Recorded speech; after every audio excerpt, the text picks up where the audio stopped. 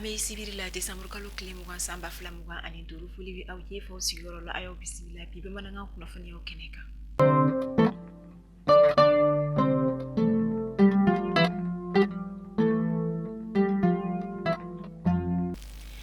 Kunnafoni daminɛ la kunungo juma Desember kalo tile 19 an ka jamana état major général des armées Omar Jara ale kɔni bɔra ka kunnafoniya di kɛ ka sanga ni an ka fintigilakaw ka lahalaya ye min kɔnɔna la a y'a yira k'a fɔ alamisado Desember kalo tile 18 an ka fintigilakaw ka wulikajɔ kɔni sera k'a to Menaka région kɔnɔna la kɛrɛnkɛrɛnnenya la a dugu min kɔni bɛ yen nɔ ko Anderbukan o masurunya na an ka fintigilakaw ka wulikajɔ kɔni sera k'a to u ye dankari kɔni kɛ banbagaci wale tigilamaw kɔni na kungo kɔnɔna dɔ yɛrɛ kɔnɔna Anderbukan yɛrɛ dugu yɛrɛ o kɔnɔna la o kunnafoniya kelen kɔnɔna la a ye a yira k'a fɔ ka sanga ni Sterni olu ka doni an ka jamana kɔnɔna la min yɛrɛ la fintigilakaw kɔni bɛ u escorter ka se ka u ladon cogoya min na ko o kɛra sababu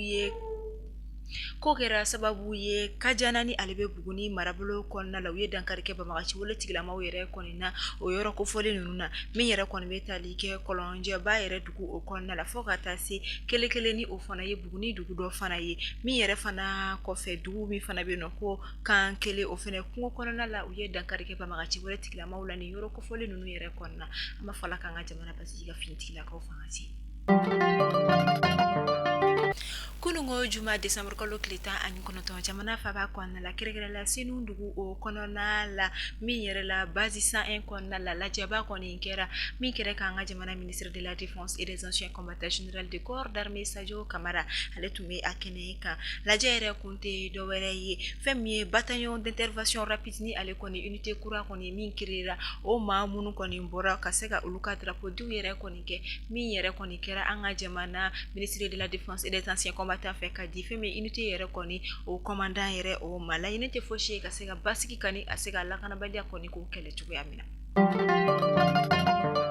Caravane autisme tour min yɛrɛ kɔni ye bana ye min bɛ ka fanga sɔrɔ dɔɔni an ka jamana kɔnɔna la walasa ka se ka ɲɛfɔli kɔni kɛ maaw ye ani ka se ka dankari kɛ bana in na ani min a kɔni b'i ka maa la i ka se k'a dɔn joona ka sɔrɔ a ma taa yɔrɔ jan fɛɛrɛw ka se k'a sɔrɔ a la o baaraw ninnu dɔ la kunungo juma Desember kalo tile 19 Bamakɔ faba kɔnɔna la min yɛrɛ kɔni bɛna kɛ ni caravane ba kɔni ye u bɛna yala Bamakɔ commune 6 bɛɛ lajɛlen kɔnɔna la ka se ka autisme bana ka o ɲɛfɔ mɔgɔw ɲɛna u ka se ka a faamu ani min yɛrɛ kɔni i bɛ se ka dépistage précoce kɔni kɛ ni a b'i ka mago la ni o yɛrɛ tɛ dɔwɛrɛ ka se ka kɔn ka taa sɛgɛsɛgɛliw kɔni kɛ i k'a dɔn ɲɔni a ka taa yɔrɔ jan autisme bana ni dɔw ko a ma bamanankan na ko a malidemuya min ni o tɛ a fɔcogo yɛrɛ ɲuman ye nka a bɛ faamu o cogoya la. Cɛnnu an ka jamana bɛ lakanabaliya o kɔnɔna la min yɛrɛ kɔni bɛ tali kɛ ni banbagaci wale tigilamaw ka waleya kolon olu kɛli ye nka an bɛ gɛlɛya wɛrɛ fɛnɛ kɔnɔna la min o fɛnɛ ye kɛlɛ dɔ ye ni a bɛ f'o ma ko désinformation walima fake news ni o ye kunnafoniya kolon olu carili ye kunnafoni siraw ani bɔlɔlɔsiraw fɛ minnu bɛ kɛ sababu ye ka se ka jatigɛ ani fɛn min ye hakilisigibaliya ka o don jamanadenw yɛrɛ kɔni hakili la ani ka taa marabagaw olu yɛrɛ kɔni ma o de okumu kɔnɔna la formation ba dɔ o kɔni nun donna min yɛrɛ bɛ senna kabini alamisa don Desember kalo tile 18 min yɛrɛ kɔni kɛnɛ ka an ka jamana sifinnakaw kɔni bɛ a ka sen don a baara yɛrɛ kɔnɔna ka se ka ɲɛfɔli kɔni kɛ u ye kunnafoni jugu carili a bɛ se ka kɔlɔlɔ minnu di ani ka se ka kunnafoni kolon yɛrɛ carili ka o kɛlɛ cogoya min na baara yɛrɛ kɔni kɛra ka sanga ni kunnafoni dilaw yɛrɛ kɔni ka formation ba ye. Dɔgɔkun in kɔnɔna la taji sɔrɔli kɔni gɛlɛya dɔɔni kɔni tun donna a la min yɛrɛ okumu kɔnɔna Desember kalo tile 18 tɛmɛnen Soko Jeki ni ale kɔni ye comité ba ye min yɛrɛ kɔni sigilen don kɔlɔlɔw kɛlɛli ma an ka jamana kɔnɔna la olu kɔni bɔra ka kunnafoniyaw kɔni cari ko min na u ye a yira k'a fɔ k'a minɛ Desember kalo tile 8 na ka taa bila a tile 14 na ko Sterni minnu yɛrɛ kɔni tun bɛ ka don an ka jamana kɔnɔna la ko olu kɔni senna sumayala dɔɔni ko o de kɔni kɛra sababu ye ka se ka taji sɔrɔli ka gɛlɛya dɔɔni kɔni don a la walasa maaw ka hakili sigi k'a fɔ ko gɛlɛya kɔrɔlen kɔni tɛ ka segin ka na tuguni.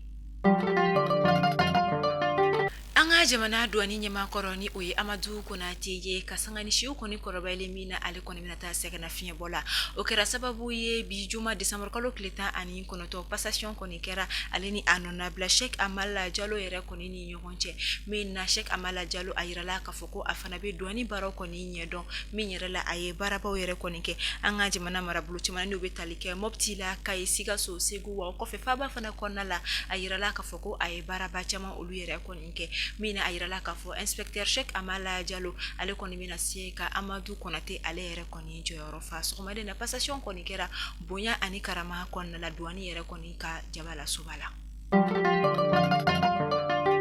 Alamsado Décembre kalo tile 18 sanba 2025 fɛn min ye ONEF ni o ye l'Observatoire national de l'emploi et de la formation olu kɔni ye kunnafoni lajɛba dɔ kɔni kɛ min yɛrɛ la ka sanga ni san laban kɔni ye u ye u ka san baaraw ko o bilan ka se ka ɲɛfɔli kɔni kɛ kunnafonidilaw ye o waleya olu kan min yɛrɛ kɔni na u ye jateminɛ minnu yɛrɛ kɔni kɛ san kɔnɔna la fo ka taa se baara hakɛ minnu yɛrɛ kɔni sera ka créer ni a bɛ fɔ o ma ko création d'emploi ani ka dɔ ka fɔ u ye wulikajɔ ban wɛrɛ minnu kɔni kɛ u ye ɲɛfɔli kɔni kɛ o waleya ninnu na walasa an ka se ka faamuyali caman sɔrɔ an ka ONEF directeur Boubacar Diallo ale lamɛn. Bon, ONEF ye cakɛda ye min ɲɛsinen bɛ ka jateminɛ ani ɲɛɲini kɛ ka taa baarako ani baara kalan kan an ka jamana kɔnɔ.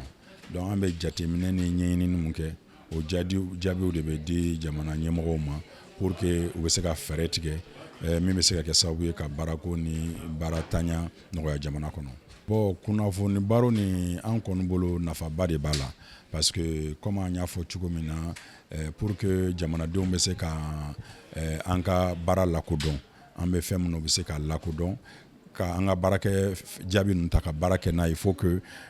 an ka a jaabiw yira mɔgɔw la. Donc an y'a ɲini ka kunnafonidilaw fara ɲɔgɔn kan ka an ye jaabi ɲinini mun kɛ san kɔnɔ ko o jaabiw u yira kunnafonidinaw la pour que olu fana bɛ se k'o cari cogo min u ka bɔlɔlɔw kan walasa jamanaden caman bɛ se ka o information ninnu sɔrɔ. Donc o jateminɛ ninnu bɛ baarakaw de kan. Donc a b'a yira k'a fɔ san ɲinan kɔnɔna na gɛlɛya n'a ta bɛɛ an ye min ye baara mun créer la entreprise privée fɛ ani état yɛrɛ fɛ o ka ca ni salon ta ye ni wagati kelen na parce que an b'o o misali ta mun na il faut reconnaître an b'a fɔ k'a fɔ ko gɛlɛya n'a ta bɛɛ ministère dɔw ye projet dɔw bila sen kan minnu kɛra sababu ye hali n'a kɛra baara kuntagala surun de ye k'o créer wagati dɔw kɔnɔna pour que jamanadenw bɛ se ka bɔ gɛlɛya la cogo min na o ministère la an yɛrɛ ka ministère b'o la mais également ministère de l'administration territoriale b'o la ministère de l'agriculture b'o la ministère dama b'o la an y'o projet ye olu ye projet dɔw sigi sen kan minnu kɛra sababu ye ka jeunes dɛmɛ voilà pour que u bɛ se ka baara daminɛ o jeunes na mɔgɔ minnu yɛrɛ déplacera gɛlɛya kɔnɔna na ka b'u sigiyɔrɔ la ka taa yɔrɔ wɛrɛw la baara ninnu caman ɲɛsinen tun b'o ma voilà donc an kɔni bon an bɛ min kɛ an ka jaabiw de bila mɔgɔw ka bolo kan pour que u bɛ se ka baara kɛ n'a ye parce que n y'a fɔ cogo min na jamana ɲɛmɔgɔw jamanadenw bɛɛ mago bɛ na école ani université olu bɛɛ mago bɛ an ka jaabiw la pour que ka fɛɛrɛw tigɛ minnu bɛ se ka a to u bɛ baarako nɔgɔya jamana kɔnɔ cogo min na. Coupe d'Afrique des Nations CAN 2026 ni o kɔni bɛ ka kɛ Marokokaw fɛ yen nɔ ka sanga ni ɲinata okumu kɔnɔ n'a ye o kama fɛn min ye alamisa don Décembre kalo tile 18 tɛmɛnen an ka jamana samata sɛgɛw kɔni bisimila an ka jamana ministre ɲɛsinnen don farikolo ɲɛnajɛ ani sifinnakaw olu kɔni ma min yɛrɛ la a kɔni ye an ka jamana drapeau ta ka o di fɛn min capitaine Yves Bissouma yɛrɛ kɔni ma jamana ɲɛma Assimi Goïta ale yɛrɛ tɔgɔya la i n'a fɔ ladala bɛ deli ka kɛ cogo min na jamana ɲɛma de kɔni bɛ drapeau di nka ɲinata min yɛrɛ la u ma se ka ɲɔgɔn la sɔrɔ fɛn min jamana ministre ɲɛsinnen don sifinnakaw ani farikolo ɲɛnajɛ ko ɲɔgɔn ma ale kɔni ye baara in kɔni kɛ an b'a fɔ ala ka jɔyɔrɔba nɔgɔya an ka samata sɛgɛw ye. Bi a bɛ mission mun na an nan'o kuma de fɔ a ye aw cɛsiri mission na an b'a ɲini fédération fɛ sélectionneur n'a ka baarakɛɲɔgɔn bɛɛ a ka condition bɛɛ lajɛlen sigi sen kan walasa an ka joueurs kana perturber foyi de la foyi. N'an ɲɛ b'a la ko bɔlɔlɔw ka kuma ka ca u ka téléphone minnu na u k'u concentrer u ka baara la parce que bi u bɛ mission de la ni jamana ka mission de la donc an bɛ dugawu k'a ye parce que aw bilalen don mission mun na an tigɛlen t'aw la an b'a dɔn a bɛ se k'a mission in accomplir a bɛɛ bɛ dépend aw dɔrɔn de la a bɛ fɛ k'a mission in ta cogo min na donc an nana o kuma de lase aw ma an tɛna an ka baara bila ka na yan nɔ ni ko sɛbɛ tɛ. An y'an ka baaraw bila sinon président de l'AES natɔla don ministres bɛɛ lajɛlen AES bɛɛ kɔnɔna la mobiliselen don Bamako de u ko ko ne tɛ se ka sigi ko kɛrɛnkɛrɛnnenya ko n ka n jija ka se yan walasa n ka nin kuma lase aw ma donc hali bi ala ka aw dɛmɛ nin mission na ala k'a to a bɛ baara min na a bɛna baara min kɛ yan a ka kɛ jamana ka kunnawolo a kɛ aw yɛrɛ ka kunnawolo diɲɛ kɔnɔna la n'i ka jamana dɛmɛ i bɛ dɛmɛ sɔrɔ n'i ka jamana janfa i bɛ janfa sɔrɔ o ye diɲɛ taabolo bɛɛ ye o ye balontannabaw bɛɛ ka taabolo bɛɛ ye donc a k'o bila aw kun na a bɛ yan jamana de kama fédération sélectionneur a ka encadreur u bɛ yan aw de kama donc a k'aw jija olu ka kɛ condition na walasa an ka joueurs ka se k'u ka ballon ta a ɲɛma u k'an ka jamana kunnawolo a ɲɛma.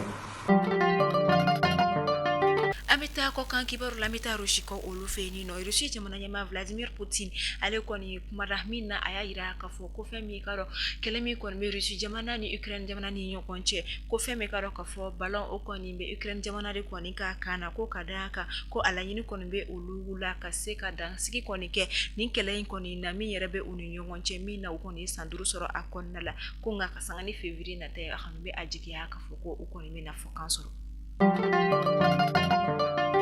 ayesi kuna funio kona lamta Burkina Faso ko olufeni no Nigeria jamana fintikla ko ka pangurumi koni kunjigla Burkina Faso jamana kona la kasoro ayamaruya koni kunte abolo mi yere koni kera sababu ye panguru kona la matani kele munu koni tumino tikekera ula kasanga ni Nigeria jamana koni bole ka ya famadele koni ga Burkina Faso jamana fe boya masigina Burkina Faso jamana fana koni matani kele ni belajara ni koni labla Nini be dansi ke au ka bi si video kuno funiola amofu akala meliko nyumana au kame anyona wari